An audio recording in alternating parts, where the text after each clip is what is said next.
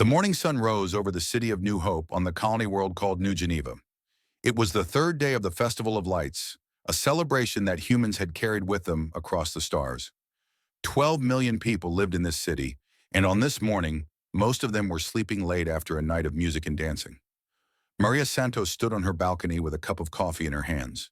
She watched the twin suns climb above the horizon and thought about how lucky she was. Her grandparents had been among the first settlers on this world 60 years ago. Now New Geneva was home to 40 million humans, spread across 3 continents. It was a good life, a peaceful life. She never saw the ships coming. The Vorthan Dominion had been watching humanity for decades. The reptilian species controlled 40 star systems and had conquered dozens of weaker races. Their culture valued strength above all things. They measured worth in battles won and enemies crushed. When they looked at humans, they saw only weakness. Humans had joined the Galactic Confederation 60 years ago. In that time, they had become known as traders and builders. They constructed space stations. They negotiated treaties.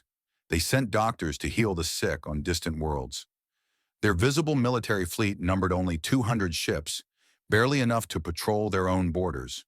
To the Vorthan, this was proof of human cowardice. A species with such potential, blessed with a homeworld of crushing gravity and fierce competition, had chosen to be merchants instead of warriors. It was disgusting. It was also an opportunity. Warlord Kesrix commanded the Vorthan Third Fleet, 100 warships carrying 500,000 soldiers. He had conquered 6 worlds in his career and personally killed thousands of enemies in combat. His scales were covered with the ritual scars of victory, and his eyes burned with hunger for more. He chose New Geneva because it was far from Earth. He chose the Festival of Lights because the humans would be distracted. He chose to attack without warning because mercy was weakness, and Kesrix was never weak. The plasma bombardment began at sunrise. Maria Santos was vaporized in the first second, along with everyone else in the eastern districts. The Vorthan ships hung in orbit like angry gods, pouring fire onto the sleeping city below. Buildings melted, streets became rivers of glass. The screams lasted only moments before there was no one left to scream. In 12 minutes, 8 million people died. The survivors fled toward the western mountains, but Vorthan landing craft descended to cut them off. Soldiers in powered armor marched through the burning ruins, killing everyone they found. They did not distinguish between fighters and children. They did not accept surrenders. This was not conquest. This was a message. By the time the sun reached its highest point, 12 million humans were dead. The city of New Hope was a crater of molten rock and ash. Warlord Kesrix stood in the ruins and recorded his victory message for transmission to Earth. His scales gleamed in the firelight as he spoke. His voice was cold and filled with contempt. Humans of Earth, I am Warlord Kesrix of the Vorthan Dominion. Today I have destroyed your largest colony. Tomorrow I will destroy another. This will continue until you surrender unconditionally to Vorthan rule. You will serve us as slaves. Your worlds will become our property. Your children will work in our mines until they die. He paused and let his forked tongue taste the smoky air. You have proven yourselves unworthy of freedom. You build instead of fight. You trade instead of conquer. You are weak, and the weak must serve the strong. This is the law of nature. This is the law of the stars. Submit now, and I will be merciful. Resist, and I will burn every human world until your species exists only in Vorthan memory. The message traveled across space at faster than light speeds. It reached Earth in 3 hours. The Solar Parliament was already in emergency session when the transmission arrived. Representatives from every nation on Earth and every human colony sat in stunned silence as they watched the recording. They saw their city burning. They saw their people dying. They heard the Vorthan warlord's demands. Speaker Elena Vasquez stood at the central podium. She was 63 years old with silver hair and eyes that had seen much suffering. Her own parents had survived the resource wars of the previous century. She knew what violence looked like. She knew what it cost. She also knew something that Warlord Kesrix did not. The Parliament chamber erupted in chaos. Some representatives demanded immediate retaliation. Others called for negotiation. A few suggested surrender to save lives. The noise grew louder and angrier until Vasquez raised her hand for silence. Her voice was calm when she spoke, But there was something beneath that calm, something cold and hard and very old. The Vorthon have made their choice, she said. They have attacked our people without warning or cause. They have murdered 12 million of our brothers and sisters. They have demanded our submission and promised our enslavement. She paused and looked around the chamber. We will not submit. We will not surrender. We will not negotiate with those who slaughter children and call it strength. The chamber was completely silent now. But we will also not act in haste. We will not let anger cloud our judgment. The Vorthan believe they know us. They believe we are weak because we choose peace. They are about to learn how wrong they are.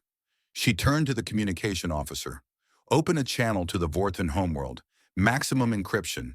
I want every leader in their dominion to hear this. The channel opened with a soft chime. Elena Vasquez looked into the camera. Her face showed no anger, no fear, no weakness of any kind.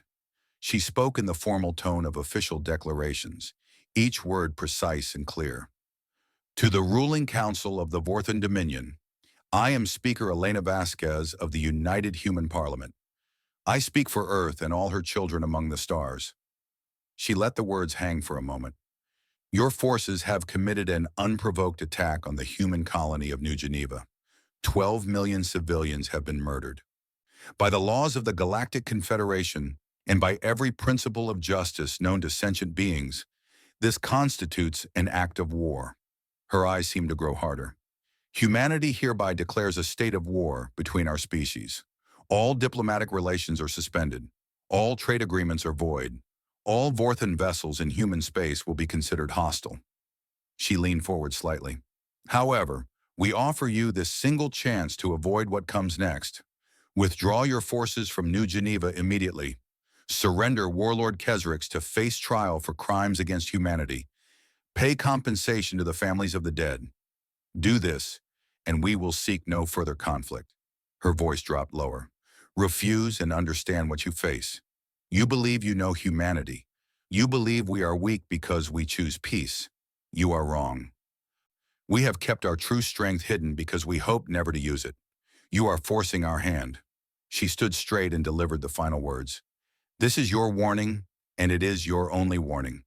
Any further attacks on human worlds or human lives will be met with proportional annihilation.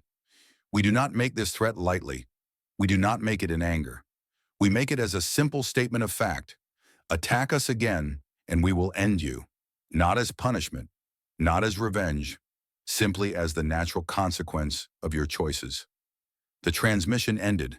Across the galaxy, beings of 100 species watched the human response and wondered what it meant.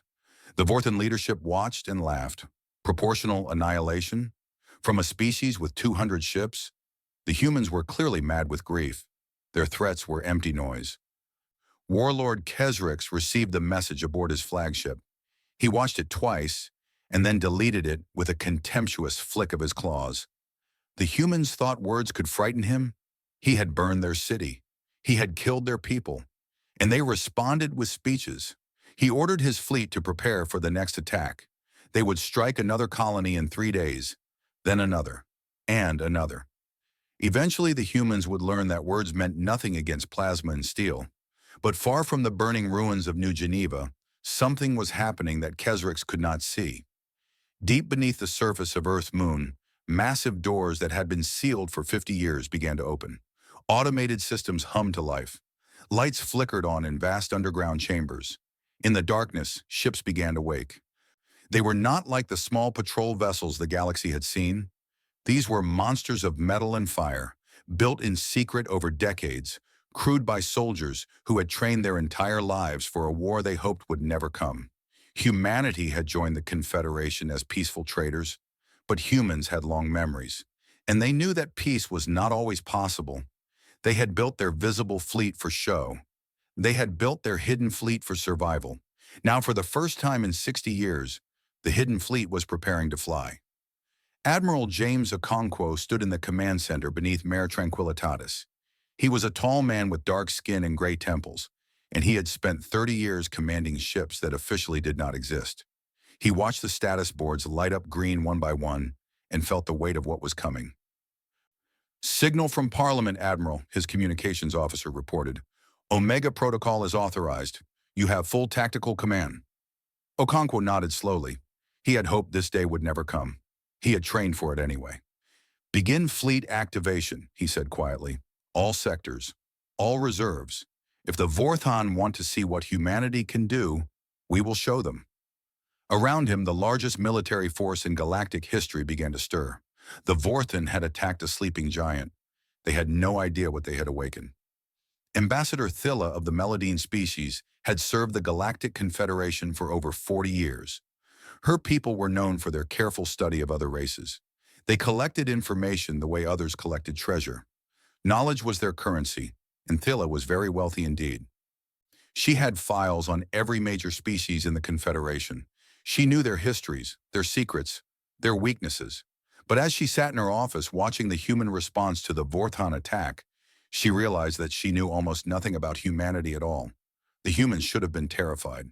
The Vorthon Dominion was one of the most powerful military forces in known space. They had crushed rebellions and conquered empires. Their fleet outnumbered the visible human navy by 10 to 1, and yet the human speaker had stood before the cameras and threatened them with annihilation.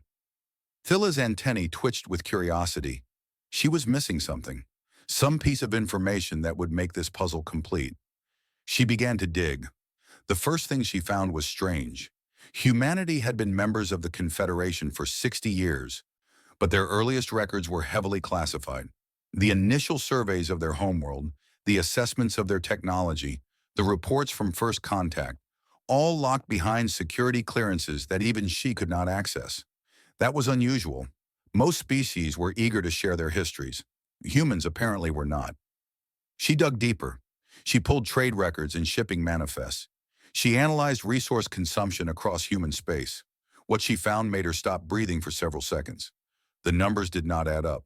Human mining operations in their asteroid belt consumed enormous amounts of energy, far more than simple mineral extraction would require. Their research stations around Jupiter's moons had power signatures that matched military installations. Their colony ships were suspiciously well armored for civilian vessels. Thilla began to feel cold despite the warmth of her office. She reached out to contacts in the intelligence community. She called in favors. She made promises she would have to keep later. Slowly, piece by piece, the truth began to emerge. Humanity had never stopped building warships after joining the Confederation. They had simply stopped showing them. The 200 patrol vessels that made up their official fleet were real enough.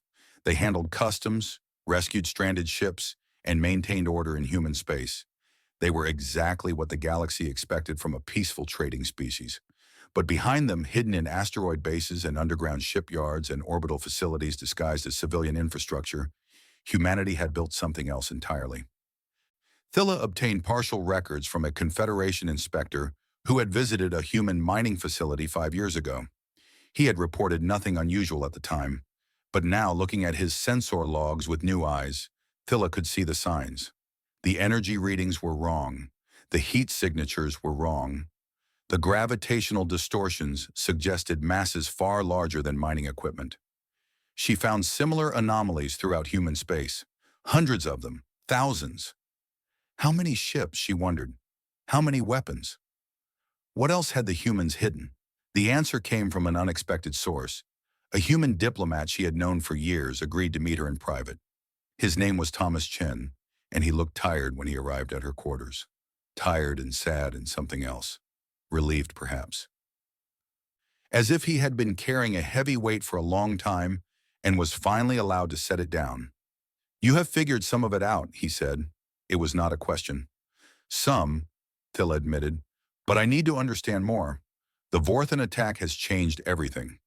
If humanity has hidden capabilities, the Confederation must know." Chen sat down across from her.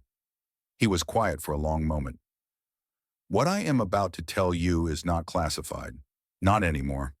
The Parliament has authorized limited disclosure to key Confederation officials. You have been selected." Thilla's antennae rose with anticipation. "Humanity learned a very important lesson before we ever reached the stars," Chen began. "We learned it from our own history. Power that is displayed must eventually be used. If your neighbors know you have a big stick, they will either try to take it from you or they will force you to swing it. He looked out the window at the stars. When we joined the Confederation, we saw dozens of species locked in endless cycles of war and conquest. We saw empires rise and fall. We saw that military strength attracted enemies like blood attracts predators. So you hid your strength, Phyllis said. We hid everything. Our true fleet, our real technology, the weapons we developed and prayed we would never need. How much did you hide? Chen was silent for several seconds. Our visible fleet is 200 ships. Our actual fleet is over 4,000, including 200 Leviathan-class carriers that are larger than anything else in known space. Thela felt her heart skip several beats. 4,000 ships. The Confederation's entire combined navy was perhaps 6,000 vessels. Humanity alone had more firepower than most of the galaxy put together. There is more, Chen continued. Our faster-than-light drives are significantly more advanced than standard Confederation technology. What takes other species a week to travel, we can cross in a day. How is that possible? You have been members for only 60 years. We did not invent it after joining. We had it before. We simply never showed anyone. Phyllis struggled to process this information. Every assumption she had made about humanity was wrong. They were not peaceful traders who lacked military ambition. They were something far more dangerous. They were warriors who had chosen peace. Why? She asked. Why hide all of this? Why pretend to be weak? Chen's eyes were very sad when he answered. Because we know what we are capable of. We have seen it in our own history. When humans go to war, we do not stop until our enemies are utterly destroyed. It is not cruelty. It is simply our nature. We are survivors from a world that tried to kill us every day. We fight to win, and we do not know how to lose. He paused. We hoped that if we seemed weak, no one would challenge us. We hoped that we could build a peaceful life among the stars without ever having to show our true face. We hoped that our children would never have to learn what their ancestors were capable of. And now the Vorthen have ruined that hope. Yes, Chen's voice was heavy. They have seen our masks. They have seen our smiles. They think they know us. They are about to meet the monsters we have kept hidden. Thyla thought about the 12 million dead on New Geneva. She thought about the Vorthen warlord's contemptuous message. She thought about what would happen when humanity finally revealed its true power. There is something else, she said slowly. Something you are not telling me. 4,000 ships is a devastating force, but it is not enough to threaten an entire empire with annihilation. What else do you have? Chen did not answer for a long time. When he finally spoke, his voice was barely above a whisper. We call it the Omega Protocol. It is our last resort, our final option. The weapon we built hoping we would never use it. What is it? Planet killers. The words hung in the air between them. We developed the technology 50 years ago. We built a small number of devices capable of destabilizing a world's core. One bomb can crack a planet like an egg. One ship can render an entire species extinct. Thilla felt genuine fear for the first time in decades. This was not military power. This was something else. Something terrible. You could destroy the Vorthan homeworld. We could destroy every Vorthan world. We could wipe them from existence in a matter of days. Will you? Chen looked at her with eyes that had seen too much. We do not want to. We have never wanted to be destroyers. But the Vorthen have killed 12 million of our people. They have promised to enslave our species. They have forced us to reveal weapons we built in shame and kept in sorrow. He stood and walked to the window. Humanity will give them one more chance, one final warning. If they attack us again, we will do what we must to survive. We will hate ourselves for it. We will mourn the dead. We will carry the guilt forever. But you will do it anyway. Yes, because that is what humans do. We survive. Whatever it costs, whatever it takes, we survive. Thilla watched him leave and sat alone with her thoughts for a long time. She had spent 40 years studying alien species. She had thought she understood the patterns of galactic civilization. Now she realized that humanity had been hiding in plain sight all along. Not weak, never weak, simply patient, simply waiting, simply hoping that the war they had prepared for would never come. The Vorthen had no idea what they had awakened. Thilla began composing an urgent report to her government. They needed to know. Everyone needed to know. Because when humanity finally unleashed its true power, the galaxy would never be the same. 3 days later, the Vorthan's Second Fleet jumped into the Sol system, heading directly for Earth. The fools had ignored the warning. Now they would learn the truth. Warlord Kezarek stood on the bridge of his flagship, the Burning Claw, and watched Earth grow larger on the view screen. The blue and green world hung in the darkness of space like a ripe fruit waiting to be picked. This was the human homeworld, the birthplace of a species that dared to threaten the Vorthan dominion. Today, he would teach them the cost of empty words. The Second Fleet had joined his forces 3 days ago. Together, they commanded 130 warships, the largest Vorthan armada assembled in a generation. Every vessel was loaded with troops and weapons. Every crew was hungry for conquest. The human warning had spread throughout the Dominion, and it had become a joke. Proportional annihilation, the humans had said. The words were repeated in taverns and barracks with mocking laughter. What could a species of traders and builders do against Vorthan might? Kezarek intended to answer that question today. He would bombard Earth until its oceans boiled.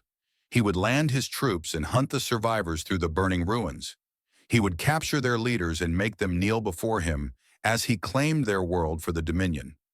Then he would move on to the next human world, and the next until the entire species was extinct or enslaved.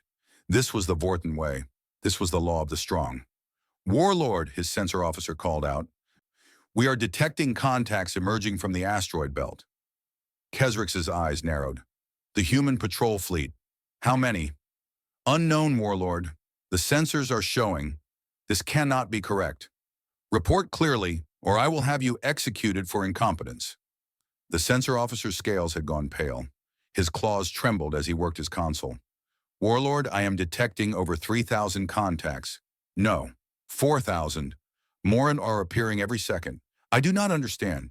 This is not possible. Kezarek strode to the sensor station and looked at the display himself. What he saw made his blood run cold. Ships were emerging from everywhere. From the asteroid belt. From behind the gas giants. From orbital stations that had seemed civilian moments ago.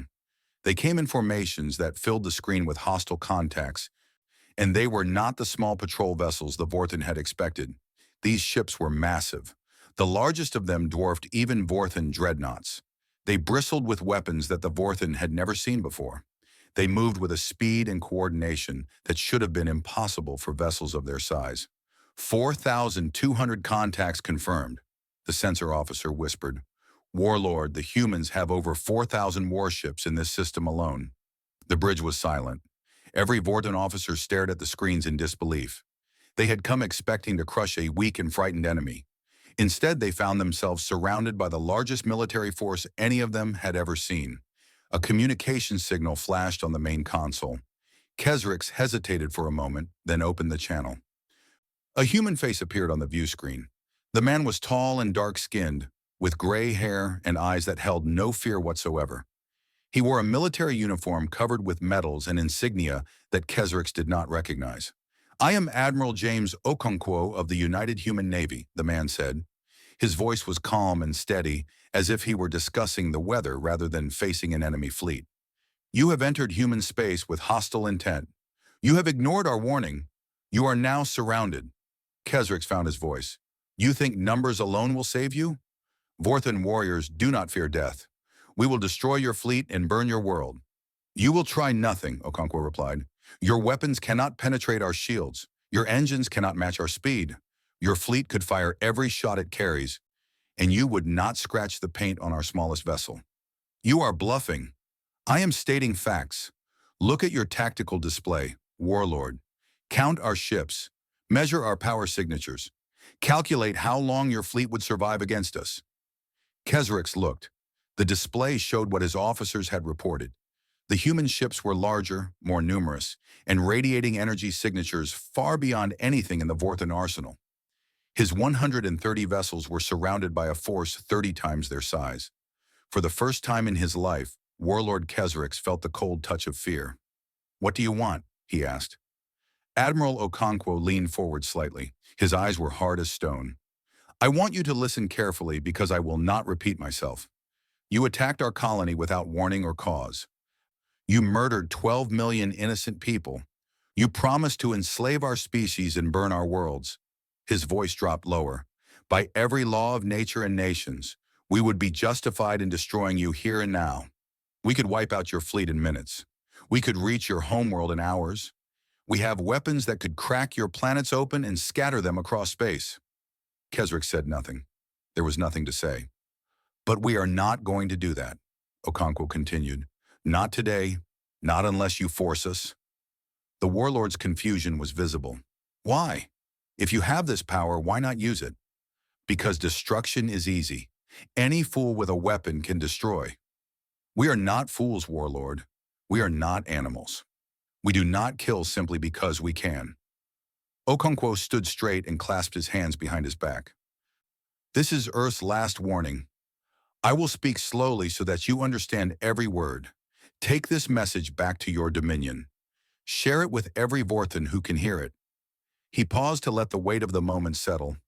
"Humanity does not want war. We never wanted war. We joined the Confederation as traders and builders because that is what we wish to be. We hid our weapons because we hoped never to use them. We showed weakness because we thought strength would attract violence." His voice grew harder. "We were wrong. Our weakness did not bring peace. It brought you to our door with fire and death. So now you will see our strength. Not because we want revenge, not because we hate you, simply because you have left us no other choice." "What are your terms?" Keswick asked. The words tasted like ash in his mouth. "First, you will withdraw every Vorthon vessel from human space immediately. Second, you will return to your homeworld and report exactly what you have seen here. Third, you will deliver this message to your ruling council." Okonkwo's eyes seemed to burn. "Tell them that any further attacks on human worlds will be met with total retaliation. We will not stop at destroying your fleets. We will not stop at conquering your territories. We will burn every world you have ever touched. We will hunt every Vorthon ship through every corner of the galaxy. We will not rest until your species exists only in memory." He let those words hang in the silence. "This is not a threat. This is a promise. This is a fact. We have the power to do exactly what I have described. Whether we use that power depends entirely on your choices." Keswick's mind raced. He was a warrior. He had never retreated from any battle. But he was also not stupid. The numbers on his display were clear. If he attacked now, his fleet would be destroyed in minutes. If he returned home, at least there was a chance. "And if we withdraw," he asked, "what then?" "Then we wait. We watch. We give your leaders time to consider their options. If they choose peace, we will negotiate in good faith. If they choose war, they will face the consequences." "You cannot possibly destroy an entire empire?" Okonkwo smiled. It was not a pleasant expression. "We cracked the atom before we reached the stars. We built weapons that could have destroyed our own world 1,000 times over. We nearly used them on ourselves during our dark ages. We know exactly how to destroy an empire, warlord. We have had centuries of practice." The communication channel fell silent. Keswick looked at his officers. He saw fear in their eyes. He saw doubt. For the first time in his career, he saw Vorthon warriors who did not want to fight. He made his decision. "Helm, reverse course. Signal all ships to withdraw from human space." "Warlord, are we retreating?" "We are reporting. The Dominion must know what we face.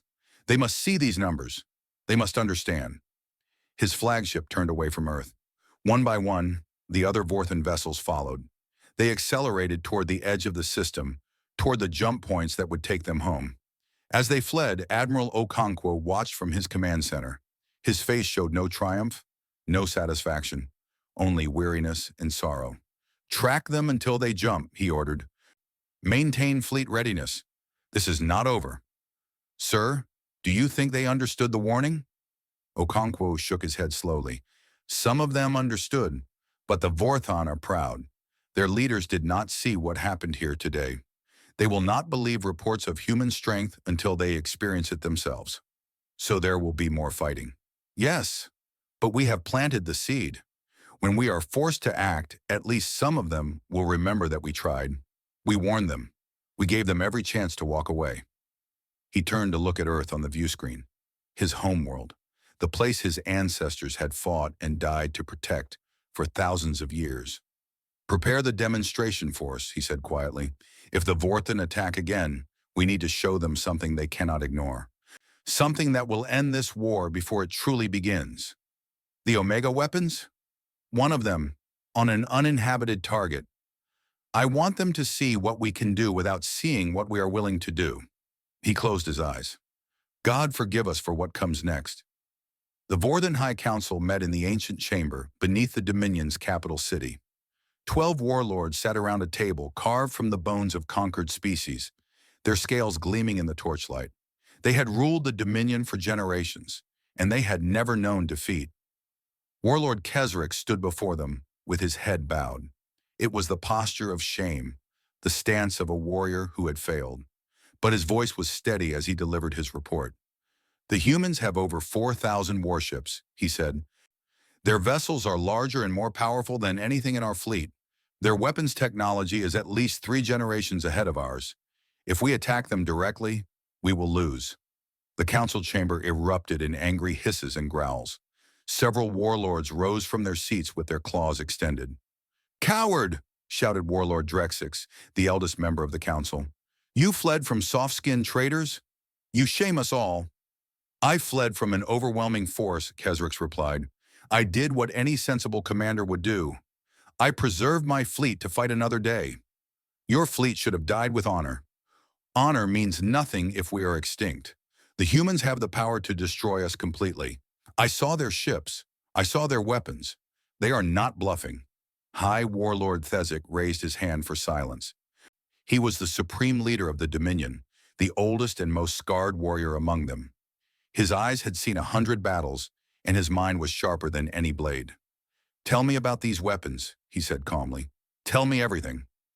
Kesrix described what he had seen, the massive carriers, the advanced shields, the energy signatures that dwarfed anything in the Vorthan arsenal. He shared the sensor readings his ships had collected, the analysis his officers had performed. The council studied the data in growing silence. Even the most aggressive warlords could not deny the numbers. The human fleet was simply too large, too powerful, too advanced. "This changes nothing," Drexix insisted. "They are still humans. They still lack the will to fight. They could have destroyed Kesrix's fleet, but they let him go. This proves they are weak." "It proves they want peace," Kesrix said. "It does not prove they will not fight." "Enough!" Thesic's voice cut through the argument. "We face a choice. We can accept the human terms and negotiate, or we can test their resolve. I want options." The council debated for hours. Some argued for immediate surrender. Others demanded a full assault on human space. A few suggested waiting and building strength for a future war. In the end, Thesic made the decision himself. "We will test them," he announced, "not with a full invasion, but with a demonstration of our own. We will strike their staging base at Kresk 4 with everything we have. If the humans respond with words, we will know they lack courage. If they respond with weapons, we will learn how far they are willing to go. And if they destroy us," Kesrix asked, "then at least we will have died as Vorthan should die, on our feet, with weapons in our claws, facing our enemies." Thesic's eyes gleamed. "Prepare the Grand Fleet, every ship we have. We attack in 3 days." The word spread across the Vorthan space. The Grand Fleet assembled at Kresk 4, a staging world on the border of human territory. 600 warships gathered in orbit, the largest military force the Dominion had ever deployed. Soldiers sharpened their claws and checked their weapons. Priests chanted prayers for victory. The attack came at dawn. Admiral Okonkwo received the alert aboard his command ship, the UHS Resolution. The Vorthan fleet had jumped into the Kresk system and was advancing toward the planet where human forces were positioned. "They really did it," his first officer said quietly. "They actually attacked again." "They had to," Okonkwo replied. "Their culture demands it. They cannot accept peace from a position of weakness. They need to see that we mean what we say." "Sir, the Vorthan fleet outnumbers our local forces 3-1. That will not matter. Signal Task Force Omega. It is time." The human ships moved to intercept the Vorthan advance. 200 vessels against 600. The Vorthan commanders saw the numbers and felt confident. They had faced worse odds before. They had never faced humans before. The battle began with a Vorthon missile barrage. Thousands of warheads streaked toward the human formation, enough firepower to destroy a small moon. The missiles detonated harmlessly against human shields. The Vorthon fired again. Energy beams, plasma torpedoes, nuclear charges. Everything in their arsenal rained down on the human ships. Nothing penetrated. Then the humans fired back. The first volley crippled 60 Vorthon vessels. Their shields collapsed like paper. Their hulls tore open. Their crews died screaming as fire consumed their ships. The second volley destroyed another 100. The Vorthon fleet scattered in panic. Discipline collapsed as captains realized they faced weapons against which they had no defense. Some ships tried to flee, others surrendered. A few brave commanders continued attacking, throwing themselves against the human formation in desperate charges. It made no difference. In 11 minutes, the Vorthon Grand Fleet ceased to exist as a fighting force. 400 ships were disabled or destroyed. 200 more had surrendered. The human fleet had not lost a single vessel. Warlord Kesserix watched the disaster from the bridge of his flagship. He had tried to warn them. He had told the council what the humans could do. They had not listened. Human Marines boarded his ship before he could order self-destruction. They moved through the corridors with terrifying efficiency, their powered armor shrugging off Vorthon weapons like rain. Within minutes, they had secured the bridge and captured the command staff. A human officer approached Kesserix. She was small by Vorthon standards, barely reaching his chest, but her eyes held no fear. Warlord Kesserix, you are now a prisoner of the United Human Navy. You will be treated according to the laws of war. Do you understand? I understand that you have won, Kesserix replied. Do what you will. We will do what is necessary, nothing more. They brought him to Admiral Okonkwo's flagship in chains. He expected torture. He expected execution. What he received was a chair and a glass of water. Okonkwo sat across from him in a small conference room. The admiral looked tired, but his eyes were sharp. You ignored our warning, Okonkwo said. My leaders ignored it. I tried to make them understand. I know. Our intelligence reports suggest you argued for caution. That is why you are still alive. Kesserix said nothing. In a few minutes, I'm going to show you something. Then I'm going to send you home with a message for your High Council. Watch carefully. A view screen activated on the wall. It showed Kreskofor's moon, a barren rock about 2,000 kilometers in diameter. A small human ship was approaching it. That moon is uninhabited, Okonkwo explained. No life, no value, but it will serve as a demonstration. The small ship released something, a single torpedo, no larger than a shuttle. That is an Omega-class weapon, Okonkwo continued. We have never used one on a populated target. We hope we never will. The torpedo struck the moon. For a moment, nothing happened. Then the moon began to glow. Cracks appeared across its surface, spreading like a web. Light poured from within, growing brighter and brighter until Kesserix had to shield his eyes. The moon exploded, not simply shattered, not broken into pieces. It ceased to exist as a solid object. One moment it was there. The next, it was an expanding cloud of plasma and debris, burning with the heat of a small sun. Kesserix stared at the screen. His heart pounded. His scales had gone pale. That was one weapon, Okonkwo said quietly. We have many more. Enough to destroy every world in your dominion. Enough to erase your species from the universe. He leaned forward. That could have been your homeworld. That could have been every planet your people have ever touched. We have the power to do it. We have had the power for decades. Why haven't you used it? Because we are not monsters. We do not enjoy killing. We built these weapons out of fear, not hatred. We prayed we would never need them. Okonkwo stood and walked to the view screen. Your people forced our hand, warlord. You attacked our colony. You murdered our children. You came to our homeworld with fire and death. We gave you every warning. We showed you our fleet. We told you exactly what would happen. He turned back to Kesserix. And still you attacked. So now you have seen what we can do. Now you understand the power we have kept hidden. What happens next? Kesserix asked. His voice was hoarse. That depends on your leaders. We are going to release you. We are going to give you a ship to return home. You will tell your High Council exactly what you have seen here today. And if they refuse to surrender, Okonkwo's eyes were infinitely sad. Then we will do what we must to survive. We will hate ourselves for it. We will mourn every Vorthan we kill. We will carry the guilt until the stars burn out. He placed his hand on Kesrix's shoulder, a gesture of compassion that the Vorton had never expected. But we will do it anyway, because that is what humans do. We survive. Whatever it costs, whatever it takes, we survive. He removed the chains from Kesrix's wrists. Go home, warlord. Tell your people what you saw. Tell them that the monster is awake, but it does not want to kill. Tell them that there is still a chance for peace. Will your leaders accept peace after everything we have done?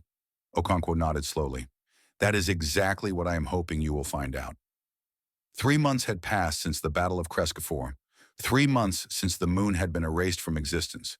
3 months since Warlord Kesrix had returned home with recordings of humanity's terrible power. The galaxy had changed. News of the human fleet had spread to every corner of known space. Species that had dismissed humanity as peaceful traders now watched with fear and wonder. The Galactic Confederation held emergency meetings to discuss what this meant for the balance of power. Everyone wanted to know the same thing. What would humanity do next? The answer came in the form of a diplomatic invitation. Speaker Elena Vasquez announced that human representatives would meet with the Vorthan High Council on neutral ground. The location would be Axiom Prime, a Confederation world that had hosted peace talks for centuries. High Warlord Thezek himself would lead the Vorthan delegation. It was the first time in Dominion history that the Supreme Leader had traveled to negotiate with an enemy. Some saw it as weakness, others saw it as wisdom. Thezek saw it as the only option left. The recordings Kesrix had brought back were burned into his memory. He had watched the moon die 1,000 times. He had studied the human fleet until he knew every ship by name. He had read the intelligence reports about weapons that could crack planets and technology that could cross the galaxy in days. The Vorthan could not win this war. Continuing to fight would mean extinction. Thezek was old. He had built his power through conquest and blood. But he was not stupid. He would rather bend than break. He would rather his people survive in shame than die with honor. The peace conference took place in a great hall on Axiom Prime. Representatives from dozens of species gathered to witness the negotiations. Ambassador Thilla was there for the Meladine. Diplomats from the Confederation Council observed from the galleries. Journalists recorded every moment for broadcast across the stars. Elena Vasquez entered first, followed by Admiral Okonkwo and a small security team. She wore simple clothes without decorations or medals. Her silver hair was pulled back from her face, and her eyes were calm and clear. Thezek entered from the opposite door. His scales bore the ritual scars of 100 victories. His claws were sharp enough to cut steel. He towered over the human delegation and could have killed any of them with his bare hands. He bowed his head slightly as he approached. Speaker Vasquez, I am High Warlord Thezek of the Vorthan Dominion. I have come to discuss terms. High Warlord, I appreciate your willingness to meet. Please sit with me. They sat across from each other at a simple table. No guards, no weapons. Just two leaders trying to find a way forward. Before we begin, Thezek said, I must know something. After what my people did to yours, how can you even consider peace? If our positions were reversed, the Vorthan would accept nothing less than total annihilation. Vasquez considered the question carefully before answering. We lost 12 million people on New Geneva, 12 million fathers and mothers and children. Their names are carved into monuments that will stand for 1,000 years. We will never forget them. We will never stop mourning them. She paused. But killing more of your people will not bring them back. Destroying your worlds will not heal our wounds. We could exterminate the Vorthan species. We have the power. We have the weapons. We have the justification. Then why don't you? Because anyone can destroy. Animals destroy. Monsters destroy. We could erase your civilization and become exactly what you thought we were. Instead, we choose something harder. We choose to build. We choose to forgive. Thezek's eyes narrowed. Forgiveness is weakness. No, forgiveness is strength. It takes no courage to kill a defeated enemy. It takes tremendous courage to offer them a hand instead. She leaned forward. The Vorthan measure strength by enemies, crushed and worlds conquered. We measure it differently. True strength is not what you can destroy. True strength is what you choose to create. Thesic was silent for a long moment. He had expected demands for territory, for resources, for slaves and tributes and endless humiliation. He had expected humans to act like Vorthon would act. "What are your terms?" he finally asked. "Three things. First, were a formal apology for the attack on New Geneva. Not for our sake, but for yours. Your people need to understand that what happened was wrong." Agreed. Second, compensation for the families of the dead. Not punishment, but responsibility. Your dominion will help rebuild what was destroyed. Thesic nodded slowly. Also agreed. And the third? Vasquez smiled. It was the first time she had smiled since the conference began. The third is an invitation. We want the Vorthan to join a new mutual defense treaty, not as conquered subjects, but as allies. Not beneath us, but beside us. The hall fell completely silent. Delegates from every species stared in disbelief. The humans were offering partnership to the people who had murdered millions of their citizens? Thesic could not hide his shock. You want us as allies? After everything we have done? You attacked us because you thought we were weak. You thought peace was cowardice. You thought strength meant destruction. She gestured at Okonkwo, who stood quietly behind her. Now you know the truth. We are not weak. We have never been weak. We choose peace because we are strong enough to afford it. We show mercy because we can. Her eyes met his. Join us, Thesic. Learn from us. Let your people see that there is another way to be strong. Let your warriors become builders. Let your conquests become partnerships. Let the Vorthon become something greater than they have ever been. Thesic looked at the human woman sitting across from him. She was small and fragile. Her skin was soft. Her claws were blunt. By every measure the Vorthan used to judge worth, she was insignificant. And yet she had just offered mercy to the species that had slaughtered her people. She had shown more courage in this moment than he had shown in a lifetime of battles. Why? He whispered. Why would you do this? Because hatred is a chain, Vasquez replied. It binds the hater as much as the hated. We could spend generations at war, killing and dying, until one species is extinct. Or we could break the chain today. We could build something new together. She reached across the table and offered her hand. The choice is yours, High Warlord. You can go back to your dominion and tell them that humans are monsters who must be feared. Or you can go back and tell them that humans are builders who want to be friends. Thesic looked at her hand. Such a simple gesture. Such a small thing. But he understood what it represented. It was not weakness. It was an offer to be equals. To stand together instead of fighting forever. He took her hand in his massive clawed grip and shook it gently. The Vorthon Dominion accepts your terms. We will apologize. We will compensate. We will join your alliance. And he paused and met her eyes. And I will tell my people the truth, that we attacked a sleeping giant and were shown mercy we did not deserve, that the humans could have destroyed us and chose to save us instead. The hall erupted in applause. Delegates rose to their feet. Journalists scrambled to report the historic moment. In one brief meeting, the galaxy had changed forever. Ambassador Thilla watched from the gallery with tears in her compound eyes. She had been right about humanity. They were more powerful than anyone had imagined. But their greatest strength was not their weapons or their ships or their planet-killing bombs. Their greatest strength was their ability to choose. They chose peace when they could have had war. They chose mercy when they could have had revenge. They chose to build a future instead of destroying an enemy.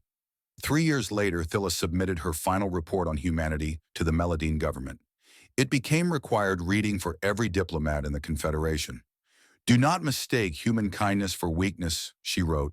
They are kind because they are strong enough to afford it. They are merciful because they have nothing left to prove. They will defend their people with terrible fury if they must, but they will always offer peace first. The Vorthan learned this lesson and survived to become humanity's most loyal allies. Other species would do well to remember it. The humans have shown us a new way to measure power, not by what we can destroy, but by what we choose to create. They could have ended the Vorthon. They could have burned every world and killed every soldier. Instead, they built a friendship that will last for generations. That is what humanity taught the galaxy. That is their gift to us all. True strength is not about destroying your enemies. True strength is having the power to destroy them and choosing to save them instead. The Vortha never forgot the lesson. Neither did the galaxy. And humanity's last warning was never tested again. Not because anyone doubted their weapons, but because no one could forget their mercy.